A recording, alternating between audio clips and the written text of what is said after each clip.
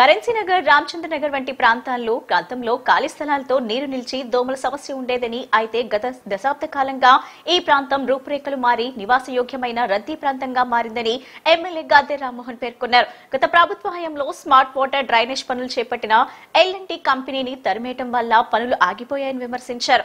ఈ డివిజన్ ను తాను దత్తత తీసుకున్నానని, సమగ్రమైన అభివృద్ధి చేసేందుకు కృషి చేస్తానని గద్దె రామ్మోహన్ హామీ ఇచ్చారు. 3వ డివిజన్లోని నాగార్జున నగర్, మహానాడు రోడ్, జెమినీ భవన్ వెనుక ప్రాంతాల్లో ఎమ్మెల్యే గద్దె రామ్మోహన్ పర్యటించి స్థానిక ప్రజా సమస్యలను తెలుసుకున్నారు. ఈ సందర్భంగా ఆయన రోడ్, డ్రైనేజ్ పనులకు శంకుస్థాపన చేశారు. అనంతరం ఎమ్మెల్యే మాట్లాడుతూ కరెన్సీ నగర్, రామచంద్ర నగర్ వంటి ప్రాంతాల్లో గతంలో ఖాళీ స్థలాలతో నీరు నిలిచి దోమల సమస్య ఉండేదని, అయితే గత దశాబ్ద కాలంగా ఈ ప్రాంత రూపురేఖలు మారి నివాసయోగ్యమైన రద్దీ ప్రాంతంగా మారిందని పేర్కొన్నారు. ఈ ప్రాంతంలో ఐఏఎస్ అధికారులు, సెక్రటేరియట్ ఉద్యోగులు సహా అనేక మంది నివసిస్తున్నందున మౌలిక సదుపాయాల కల్పనకు ప్రాధాన్యత ఇస్తున్నామని తెలిపారు. గత 19 నెలల కాలంలో అనేక రోడ్ల నిర్మాణానికి శంకుస్థాపన చేయగా చాలా పనులు పూర్తయ్యాయని వివరించారు. ఈ ప్రాంత అభివృద్ధికి డ్రైనేజ్ వ్యవస్థ ప్రధాన సమస్యగా ఉందన్న ఆయన, గత ప్రభుత్వ హయాంలో స్మార్ట్ వాటర్ డ్రైనేజ్ పనులు చేపట్టిన ఎల్&టీ కంపెనీని తరిమేయడం వల్ల పనులు ఆగిపోయాయని, కనీసం పూడిక కూడా తీయలేని పరిస్థితి ఏర్పడిందని విమర్శించారు. ప్రస్తుత ముఖ్యమంత్రి నారా చంద్రబాబు నాయుడు రోడ్లు, డ్రైన్ల కోసం ప్రత్యేకంగా నిధులు కేటాయిస్తున్నారని, అందులో భాగంగా సిఆర్డీఏ నుంచి 250 కోట్లలో సుమారు 80 కోట్లను తూర్పు నియోజకవర్గంలోని 5 ప్యాకేజ్ల డ్రైనేజ్ పనులకు కేటాయించినట్లు తెలిపారు. వచ్చే వర్షాకాలంలోపు ఈ పనులు పూర్తి చేయాలని లక్ష్యంగా పెట్టుకున్నామని చెప్పారు. ఈ కరెన్సీ నగర్ ప్రాంతం, రామచంద్ర నగర్ కానీ ఇవన్నీ కూడా గతంలో 2014-19లో ఇక్కడ చాలా ఖాళీ స్థలాలుండి అనేక రకాలుగా నీళ్లు, దోమలు, రకరకాల ఇబ్బందుల సందర్భంలో విజయవాడ నగరానికి ఖాళీ స్థలాలున్న ప్రాంతంగా ఈ ప్రాంతంలో అనేక మంది వచ్చి బిల్డింగ్లు కట్టుకోవటం, దాని రూపురేఖలు కూడా మారినాయి. దాంతోపాటు బిల్డింగులు కట్టుకోవటం, దానివల్ల వచ్చే డెవలప్మెంట్ వీటితో ఈ ప్రాంతంలో ఎక్కువ రోడ్లు కూడా వేసుకోవడం జరిగింది. గత 10 సంవత్సరాల నుంచి కూడా ఈ ప్రాంతంలో ఇవాళ ఎంతో రద్దీ అయిన ప్రాంతంగా, జన నివాసానికి ఆమోదయోగ్యమైన ప్రాంతంగా చాలామంది ఐఏఎస్ ఆఫీసర్స్ కూడా ఈ ఏరియాలో ఉండటం జరిగింది. చాలా సెక్రటరియట్ ప్రధాన ఎంప్లాయీస్ కూడా చాలామంది ఇక్కడ ఉండటం జరుగుతుంది. అందువల్ల దీనికి కావాల్సిన మౌలిక సదుపాయాలను ఏర్పాటు చేయడానికి ఒక్క రోడ్డు కూడా లేకుండా ఉండకూడదు ఈ ప్రాంతంలో ఉద్దేశంతో ఈ 19 నెలల కాలంలో అనేకమైన రోడ్ల నిర్మాణానికి శంకుస్థాపన చేయడం జరిగింది. చాలా రోడ్లు కూడా పూర్తవడం జరిగింది. ఇంకా పూర్తి కావాల్సిన రోడ్లు ఉన్నాయి. దీనికి ప్రధానమైన అడ్డంకి లేదా ప్రధానమైన ఇబ్బంది డ్రైనేజ్, స్టార్మ్ వాటర్ డ్రైనేజ్. దానికి మన దురదృష్టం, స్టార్మ్ వాటర్ డ్రైన్కి ఎల్&టీ కంపెనీ ఆ రోజున ఇక్కడ పనులు మొదలుపెట్టిన తర్వాత 2019లో ప్రభుత్వం మారితే, ఆ వచ్చిన ప్రభుత్వం జగన్మోహన్ రెడ్డి గారి నాయకత్వంలో అంతకుముందు జరిగిన ఏ పనులు కంటిన్యూ అవటానికి వీల్లేదు, అంతకుముందు ఉన్న కాంట్రాక్ట్లు ఎవరు ఇక్కడ ఉండటానికి వీల్లేదని చెప్పి వాళ్ళని తరిమి కొట్టడం జరిగింది ఎల్&టీ వాళ్ళని. అభివృద్ధి, సంక్షేమం రెండింటినీ సమన్వయం చేస్తూ పేద ప్రజలను సంతోషంగా ఉంచడానికి కూటమి ప్రభుత్వం కృషి చేస్తుందని సెంట్రల్ ఎమ్మెల్యే బోండా ఉమ అన్నారు. తాము అధికారంలోకి వచ్చిన 17 నెలల కాలంలో సుమారు 300 కోట్ల రూపాయల అభివృద్ధి పనులు చేశామని అన్నారు. సెంట్రల్ నియోజకవర్గాన్ని మోడల్ నియోజకవర్గంగా తీర్చిదిద్దుతానని స్పష్టం చేశారు. సెంట్రల్ నియోజకవర్గంలో అభివృద్ధి పనులు నిరంతరాయంగా కొనసాగుతున్నాయని ఎమ్మెల్యే బోండా ఉమ మహేశ్వరరావు తెలిపారు. విజయవాడ సెంట్రల్ నియోజకవర్గంలో అభివృద్ధి పనులు నిరంతరాయంగా కొనసాగుతున్నాయని ఎమ్మెల్యే బోండా ఉమేశ్వరరావు తెలిపారు. 57వ డివిజన్లోని కొత్త రాజరాజేశ్వరపేట రైల్వే ట్రాక్ పక్కన 1,98,00,000 రూపాయల వ్యయంతో నిర్మించనున్న స్మార్ట్ వాటర్ డ్రైన్ నిర్మాణానికి నాగవంశ అభివృద్ధి సంక్షేమ కార్పొరేషన్ చైర్మన్ ఎరుబోతు రమణారావు, స్థానిక కార్పొరేటర్ ఇసరపు దేవిలతో కలిసి ఆయన శంకుస్థాపన చేశారు. ఈ సందర్భంగా ఆయన మాట్లాడుతూ 2024 ఎన్నికల తర్వాత ముఖ్యమంత్రి చంద్రబాబు నాయుడు తాను, పార్లమెంట్ సభ్యులు కేశినేని శివనాథ్ నేతృత్వంలో ఈ నియోజకవర్గంలో ఇప్పటి వరకు దాదాపు 300 కోట్ల రూపాయలకు పైగా నిధులతో రోడ్లు, స్ట్రాంగ్ వాటర్ డ్రైన్లు, వాటర్ ట్యాంకులు, స్కూల్ భవనాలు, కమ్యూనిటీ హాల్ నిర్మాణం వంటి అభివృద్ధి పనులు చేపట్టామని తెలిపారు. ఒక్కో 50వ డివిజన్లోనే ఇప్పటి వరకు 11 కోట్ల రూపాయలు ఖర్చు చేయగా తాజాగా స్ట్రాంగ్ వాటర్ డ్రైన్ల నిమిత్తం సుమారు 2 కోట్ల రూపాయల పనులు ప్రారంభించామని తెలిపారు. బుడమేరుకు ఆనుకుని ఉన్న ఈ డివిజన్లో వరదల సమస్యను శాశ్వతంగా పరిష్కరించడానికి వెలగలేరు నుండి కృష్ణానదిలోకి నీటిని మళ్లించడం, గండ్లు పూడ్చడం వంటి చర్యలు చేపట్టామని పేర్కొన్నారు. రాష్ట్ర ప్రభుత్వం నుంచి అదనంగా 300 కోట్ల రూపాయల నిధులు రానున్నాయని, వాటితో ప్రధాన డ్రైన్ల పనులను పూర్తి చేయనున్నామని తెలిపారు. అలాగే కేంద్రం నుంచి ఆర్ఓబీ పనులను కూడా మంజూరు చేయించనున్నామని ఆయన ఈ సందర్భంగా వివరించారు. ఈ ప్రభుత్వం అభివృద్ధి, సంక్షేమం రెండింటినీ సమన్వయం చేస్తూ పేద ప్రజలను సంతోషంగా ఉంచడానికి కృషి చేస్తుందని హామీ ఇచ్చారు. నిరంతరం ఈ నియోజకవర్గ అభివృద్ధి పనులు కొనసాగుతూ ఉన్నాయి. దాదాపుగా ఇప్పటికి 300 కోట్ల పైన ఈ నియోజకవర్గంలో 21 డివిజన్లో అభివృద్ధి పనులకి నిధులు కేటాయించాం. పనులు పూర్తయినాయి, చాలా వరకు ఇంకా మిగతా జరుగుతూ ఉన్నాయి. ప్రధానంగా రోడ్లు, అలాగే స్ట్రాంగ్ వాటర్ డ్రైన్స్, అట్లాగే వాటర్ ట్యాంకులు, అట్లాగే స్కూల్ భవనాలు, కమ్యూనిటీ హాల్సు, ఎక్కడ ఏ డివిజన్లో ఏ సమస్య వల్ల ప్రజలు ఇబ్బంది పడుతున్నారో ఆ సమస్యలను పరిష్కరించడమే లక్ష్యంగా పనిచేసాం.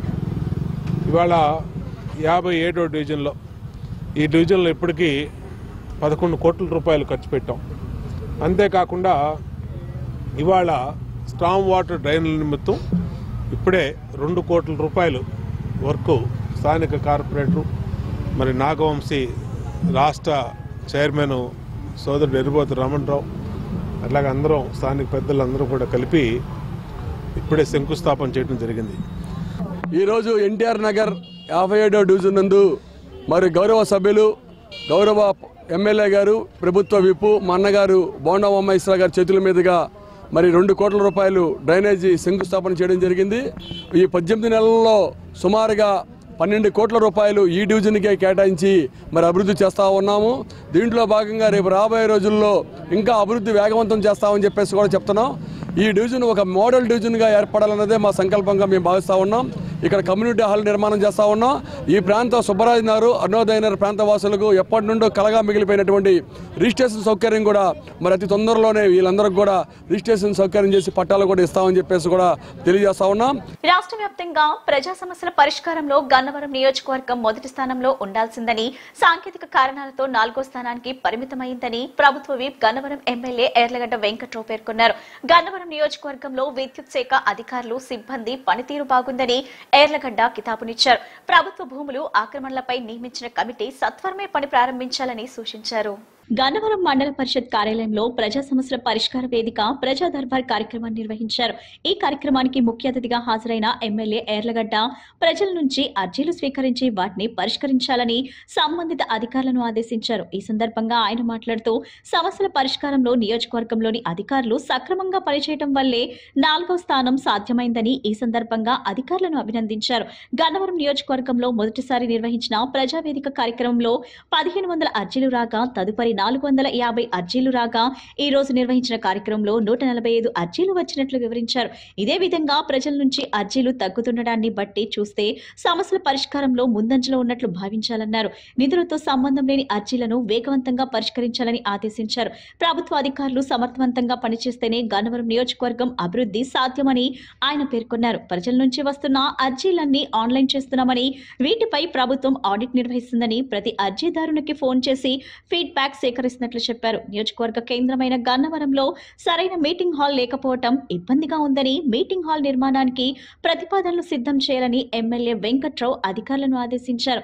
ఈ కార్యక్రమంలో నియోజకవర్గ ప్రత్యేక అధికారి Shahid Babu, Gannavaram AMC chairman Gudavalli Narasimharao, Kamma corporation director Chirumamilla Suryam, Bapulapadu, Gannavaram, Unguturu మండల టీడీపీ అధ్యక్షులు వరుసగా దయ్యాల రాజేశ్వరరావు, గూడపాటి తులసి మోహన్, కొలుసు రవీంద్ర, టీడీపీ నాయకులు, AMC vice chairman Kondeti Venkateswararao, Maddineni Venkateswararao తదితరులు పాల్గొన్నారు.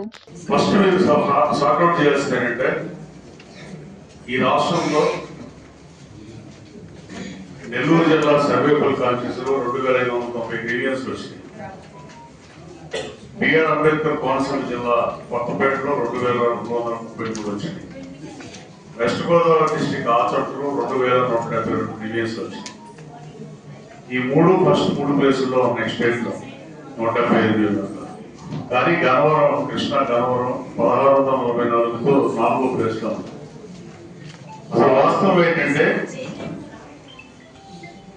ఆ రోజున ఎస్ఎం కన్వెన్షన్ లో నేను ఎమ్మెల్యే నెలకే ప్రీవియస్ డే కండక్ట్ చేసే అన్ని మండలాలకి ఎక్సెప్ట్ విజయవాడ మండలం కాకుండా మిగతా 3 గన్నవరం, బాపులపాడు, గుంటూరులో చేస్తే ఒకే రోజు 4-5 వేల మంది వచ్చారు. ఆడలో 1630 గ్రీవియన్స్లు ఏటీఆర్ కూడా ఇచ్చారు. అన్ని చేయలేము, కొన్ని చేశారు. 80%, 70% అవుతాయి తప్ప 100% గ్రీవియన్స్ అడ్రస్ అవకాశం ఉండదు. కానీ ఆ 1630 కూడా కలిపితే మనకి 3272. అంటే మనం స్టేట్ లో ఫస్ట్ ప్లేస్ లో ఉండాల్సింది 4వ ప్లేస్ లో ఉండడానికి కారణం అధికారులే. అంటే ఏ అధికారి చెప్పలేదు, కానీ దాన్ని మీరు అడ్రస్ చేస్తే మనం స్టేట్ లో ఫస్ట్ ఉంటాం. చేసిన కష్టం, చేసిన పని చెప్పుకోవాలి. నాకు ఎమ్మెల్యేగా నా ఒక్కడికి కాదు, మీకు కూడా అధికారులు కూడా అధికారులు పనిచేస్తేనే క్రిమినల్స్ పరిష్కారం అవుతుంది. నేను పనిచేస్తే పరిష్కారం అవుతుంది. నేనేదో పాలసీ మేకింగ్ మ్యాటర్ చెప్తా తప్ప పనిచేసేది అధికారులు మీరే. సిట్ అధికారుల వేధింపులు భరించలేకనే టీటీడీ మాజీ అసిస్టెంట్ విజిలెన్స్ అండ్ సెక్యూరిటీ అధికారి సతీష్ కుమార్ హత్య చేసుకున్నారని, కాబట్టి ఈ ఘటనపై సుప్రీంకోర్టు జడ్జితో విచారణ జరిపించాలని మాజీ మంత్రి సాకే శైలజానాథ్ డిమాండ్ చేశారు. కాగా పరకామణిలో డాలర్ల చోరీ కేసులో దర్యాప్తు చేస్తున్న సిట్ ఇటీవలే సతీష్ కుమార్ ను విచారించిందని, మళ్లీ విచారణకు రమ్మనటంతో వేధింపులు భరించలేక ఆత్మహత్య చేసుకున్నాడని ఆయన తెలిపారు. అందుకే సిట్ విచారణలో ఏం జరిగిందో కూడా తేలాల్సి ఉందని వైసీపీ కేంద్ర కార్యాలయంలో మీడియాతో మాట్లాడిన సాకే శైలజానాథ్ తేల్చి చెప్పారు. ఎటువంటి తప్పు చేయని వారిని వేధిస్తే అతను బలవంతంగా ప్రాణాలు తీసుకున్నాడని ఈరోజు మాట్లాడుకుంటా ఉన్నాం. రైల్వే ట్రాక్ పైన, తాడిపత్రి రైల్వే ట్రాక్ పైన మృతదేహం దొరికింది. ఇంకొక వార్త తిరుపతి వీధుల్లో లేక తిరుపతి వర్గాల్లో జనం మాట్లాడుకుంటా ఉన్నారు. అయ్యో, ఆ రోజున పరకామణి చోరీలో రవికుమార్ అనే అతన్ని పట్టుకున్న వాడి సతీష్ కదా, ఏమైంది తనకి? ఆ పరకామణి కేసు కూడా లోక్ అదాలత్ ద్వారా పరిష్కారం చేసుకున్నారు కదా. 4 రోజుల విచారణంతరం అప్పటి మాజీ చైర్మన్ టీటీడీకి కరుణాకర్ రెడ్డి గారిని కూడా ఆ పరకామణి కేసులో లాగాలి అని ఒత్తిళ్లు వచ్చాయని తిరుపతి వర్గాల్లో మాట్లాడుతూ ఉన్నారు చాలా మంది. వీటన్నిటికీ సమాధానం చెప్పాల్సింది ప్రభుత్వమే. ఎందుకంటే ఒక కీలకమైన అంశం, అసలే తిరుపతిని దాదాపు రాజకీయాల కేంద్రంగా మార్చిన తర్వాత ప్రతి ఈవెంట్ కూడా రాజకీయంగానే అక్కడ రూపాంతరం చెందే కార్యక్రమంలో అది లడ్డు కావచ్చు, దర్శనం కావచ్చు, ఏదైనా సరే శ్రీవారిని, నిజంగా శ్రీవారి భక్తులం మాలాంటి వాళ్ళం, శ్రీవారిని రోజు రోజుకి రాజకీయాల్లోకి లాగడం చూసి మేము బాధపడతా ఉంటాం, భయపడతా ఉంటాం కూడా. ఇది ఎక్కడ తీసుకెళ్తారు అసలుకి వెంకటేశ్వర స్వామిని అని. ఈ రోజున ఈ ప్రభుత్వం సమాధానం చెప్పాలి. మీ విచారణలో ఏ స్థాయిలో ఒత్తిడి ఉంటే ఒక వ్యక్తి ప్రాణం పోగొట్టుకునేంతగా ఉంటుందో చెప్పాల్సిన అవసరం ఉంది. ఏం అర్థం కావడంలే. బాలల దినోత్సవాన్ని పురస్కరించుకుని చిట్టూరి హైస్కూల్లో నిర్వహించిన ఎడ్యు కార్నివల్ వినోద విజ్ఞానాల సమ్మిళితంగా సాగింది. విద్యార్థుల పాఠ్యాంశాలకు సంబంధించిన అన్ని సబ్జెక్టులకు సంబంధించిన ప్రదర్శన వారిలోని మేధస్సును ప్రతిబింబించింది. విద్యార్థులు కేవలం చదువులకే పరిమితం కాకుండా వారిలో నైపుణ్యాన్ని వెలికితీసే ఉద్దేశంతో పలు వివిధ భరిత కార్యక్రమాలు నిర్వహించారు. విద్యార్థులతో పాటు వారి తల్లిదండ్రులు ఈ కార్నివాల్లో ఎంతో ఉత్సాహంగా పాల్గొన్నారు. గాంధీనగర్లోని చిట్టూరి హైస్కూల్లో బాలల దినోత్సవ వేడుకలు అంబరాన్ని తాకాయి. విజ్ఞానం, వినోదాలను మేళవించి రూపొందించిన ఈ వేడుకల్లో చిన్నారులు, వారి తల్లిదండ్రులు ఇనుమడింపించిన ఉత్సాహంగా పాల్గొన్నారు. అన్ని సబ్జెక్టులకు సంబంధించిన నమూనాలను ప్రదర్శించారు. విద్యార్థులు తాము అభ్యసించిన పాఠ్యాంశాలకు తమ మేధస్సును జోడించి రూపొందించిన నమూనాలు సందర్శకులను అబ్బురపరిచాయి. Automatic fire extinguish robot, laser security alarm, Pythagoras property theorem, పరిశ్రమలకు సంబంధించిన ఆర్థిక లావాదేవీల నిర్వహణ, షేక్స్పియరన్ థియేటర్ వంటి నమూనాలు ప్రదర్శనకే ప్రత్యేక ఆకర్షణగా నిలిచాయి. భారతదేశంలో ప్రజాస్వామ్య వ్యవస్థను కళ్లకు కట్టిన రీతిలో ప్రదర్శించిన నమూనాలు సందర్శకులను ఆలోచింపజేశాయి. చంద్రయాన్-3 నమూనా సందర్శకులను అబ్బురపరిచింది. ఇవే కాక carbon purification, women security alarm, hydraulic lift వంటి అనేక ప్రాజెక్టులు విద్యార్థుల పనితనాన్ని నిదర్శనంగా నిలిచాయి. వీటితో పాటు విద్యార్థుల మనోవికాసానికి పాఠశాల ఆవరణలో అనేక వినోదభరిత పరికరాలు ఏర్పాటు చేశారు. చిన్నారులు ఎంతో ఉత్సాహంగా ఈ వేడుకల్లో పాలుపంచుకొని ఆనందోత్సాహాల్లో మునిగి తేలారు.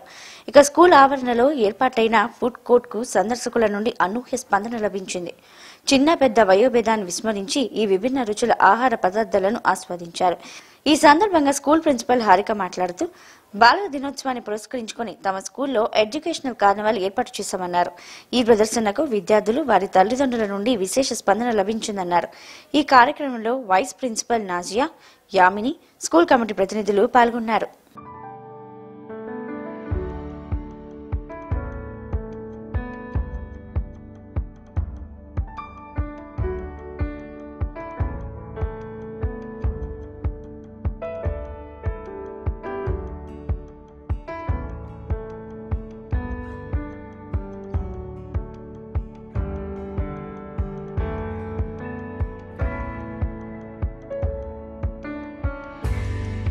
ఇవాళ చిల్డ్రన్స్ డే సందర్భంగా చిట్టూరి హై స్కూల్ వాళ్ళు ఎడ్యు కార్నివల్ 2K25 అనేది నిర్వహించాము.